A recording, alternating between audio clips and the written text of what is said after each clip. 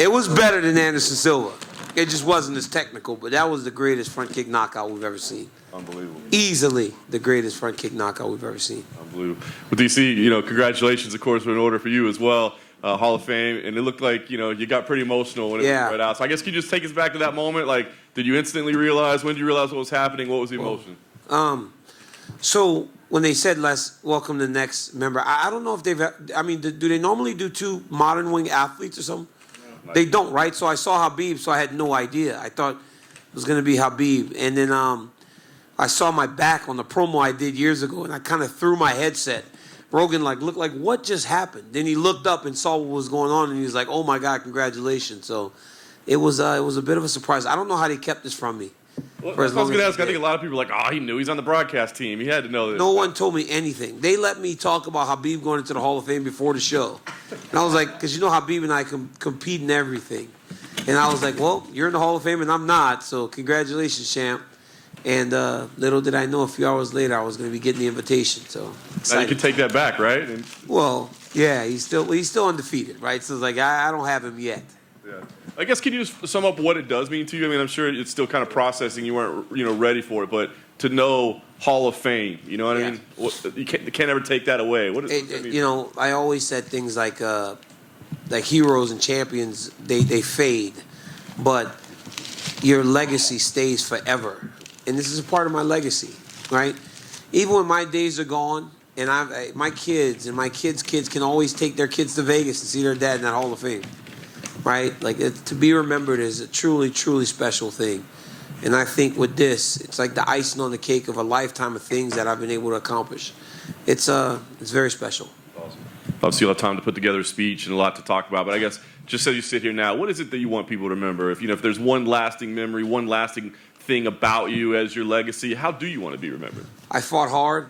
I was never the biggest. I was always the smallest. And I made do with what I had. Right? I wrestled my ass off. I fought with all the tools that I was blessed with, cardio, and just hard work. Like, if there was never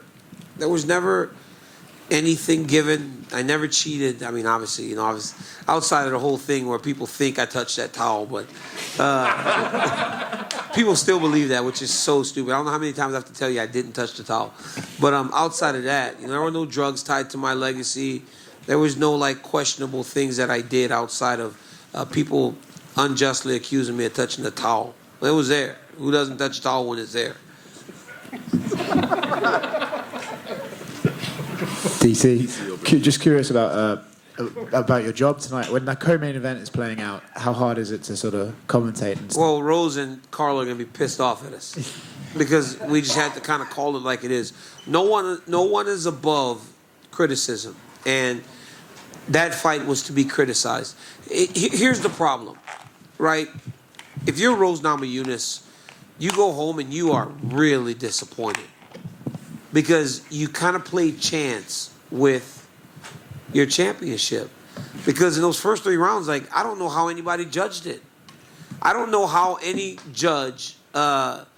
listen, John Anik, who is literally one of the smartest people I know, goes... The very last scoring criteria is octagon control, which no one ever gets to. Tonight, that's the only way that they could have judged those first 3 rounds and given them to Carla. Wasn't a fun experience. It wasn't. It's just a game of chance. And I just didn't quite understand how either corner could feel confident in their advice to their athletes. It was a rough one to watch. And, I think that first fight, the takedowns really froze Rose. Because on so many occasions, she's given us tremendous performances. Congratulations on the Hall of Fame, man. Thank you. DC, congrats again, champ. I wonder, has anybody special reached out to you over the last few hours since this news went public? My son. My son texted me immediately. My wife, my kids, they all texted me. That is the thing. All my coaches, my manager, everybody. All the people that I love the most. All the people that played a part in me doing this. I always said it takes a village to build a champion. And I had a village. I mean, I lived in Bob and them's house for a year, and I wrecked his car on multiple occasions. But I just kept working. And, to Coach Hav and Leandro and Bob and my manager, Dwayne, It really was like, it took so many people to help me. I mean, Cassandra's sitting here, and her and I fought daily in their house because I was such a mess. Like, she's like, "You're eating Carl's Jr. again." So really special thanks to my nutritionist, because they actually got me down to 205 every time. Like, so it really took a village. I know in these type of moments, we're going to make you get reflective. So I wonder for you, I mean, you start late in this journey. Obviously, you had the whole Olympics and everything. I was almost 31 years old when I started doing this thing, which is crazy. Did you exceed your own expectations? You're a Hall of Famer. I mean, it's the highest honor that we can ever achieve in sport, right? I didn't have this dream as a kid, so this came late. I was almost convinced to fight. And then once I started to do it, anytime I have a goal to chase, I do my damnedest to try to be the best that I can at it, whether it's fighting, now it's commentary. I want to be the best in that space. And so I worked tirelessly. And I was lucky because I had some great coaches. I had a lot of people that loved and cared about me that allowed for me to get to where I went. I mean, guys, we have 2 Hall of Famers in 1 year from the same gym. Think about the level of coaching that we got inside the walls of the American Kickboxing Academy. It's like nothing else. A lot of things had to go right for me, and they did. Well, then last one from me. And partners, right? Cain Velasquez, who's now faced with the worst possible situation. He carried me to heights I never thought. And in all my biggest moments, he was right next to me, right? So now as he is on this journey and in this fight that he's in, I try to support him as best I can. So every time you see him go to court or something, I will be there because he was always there for me. Does it break your heart to see what he's going through right now? It kills me. It absolutely kills me as a father to see what he is going through. Yeah, kills me. But I get to talk to him, which makes me one of the lucky ones. I've gotten to visit him, and I get calls from him. So I'm one of the lucky people that still get to have him in their life. Well, then last question for me. You obviously have a lot of accolades over the 11 years you were doing this. I just wonder, what's your favorite moment? I mean, what's your proudest moment over the course of this whole journey for you? It's easy to say becoming the double champion, right? Because that is going to be my crowning achievement. But just going through the fight and taking and rolling with the punches, right? From going down to 205 and having Rashad Evans teed up, a former champion, to truly make an impact. It ends up being Patrick Cummins, the guy that was essentially called the Starbucks barista. 2 days, John Jones fails a drug test, being able to fight Anderson Silva. So just rolling with the punches and really just dealing with what I had in front of me. Like, I can't make my own route, right? I didn't choose to beat Anthony Johnson for the championship. It was the opportunity I had, and I took advantage of it. So just really being able to adjust. And I think in this career, if you can adjust, you can accomplish some truly great things. But, yeah, after all that, becoming the double champion was pretty fucking cool, too. And then doing it again in New York, winning that belt, and then them giving me 2 belts again. Like this, it was crazy. Sometimes I would literally wake up, or I'd come to these things, right? I haven't done this in years. I would come to these, and I'm just like walking up with my team, and I'm like, what the hell is going on? Like, how the fuck did I get here? It just was that crazy.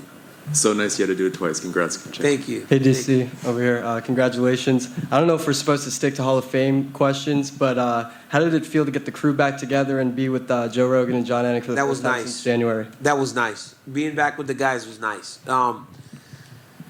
We call the pay-per-views for a reason, right? There's a chemistry between John, Rogan, and I, and it works.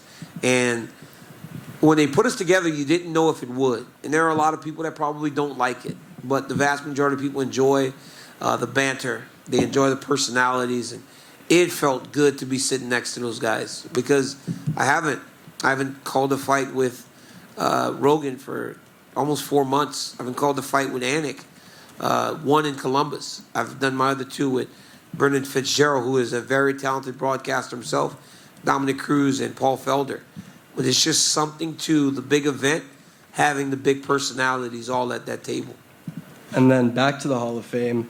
The UFC Hall of Fame, it's not like the MLB Hall of Fame. It's not like you steal a couple bases, hit a couple home runs, and you're in. It's a very select few. So when you look at those names in that Hall of Fame, what are the emotions, the thoughts that come to your mind when you see all these other the great guys, the legends? I made it, right? Like, you You win a UFC championship, it's so difficult. I mean, people don't even comprehend how hard it is to win a UFC championship, much less win a belt, defend a belt, win all these other belts. Because every guy in there, right, is in there because they deserve it. So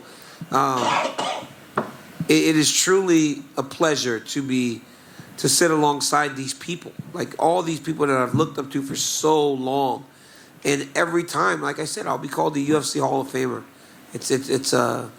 It means the world to me.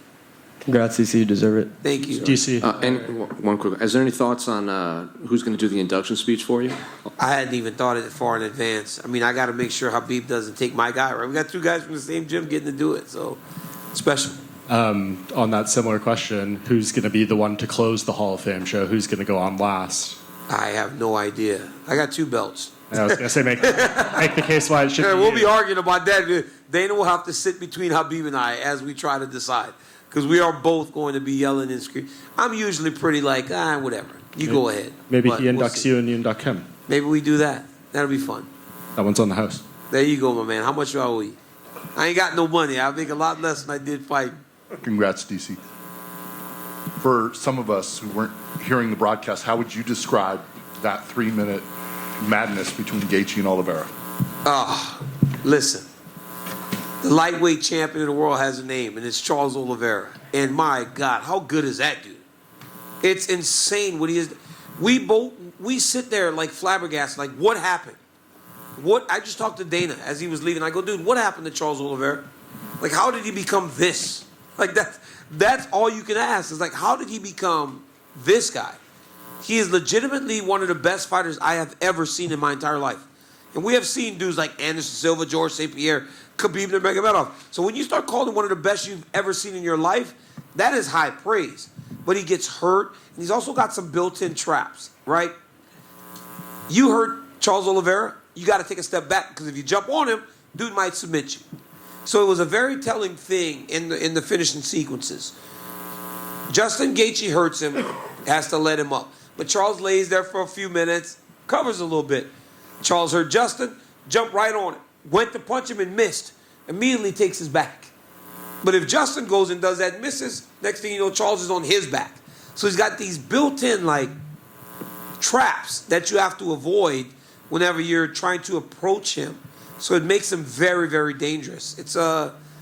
Dude is like, it's crazy because I can't explain it. And Carnival was happening as I was walking over here because him and his team were going nuts.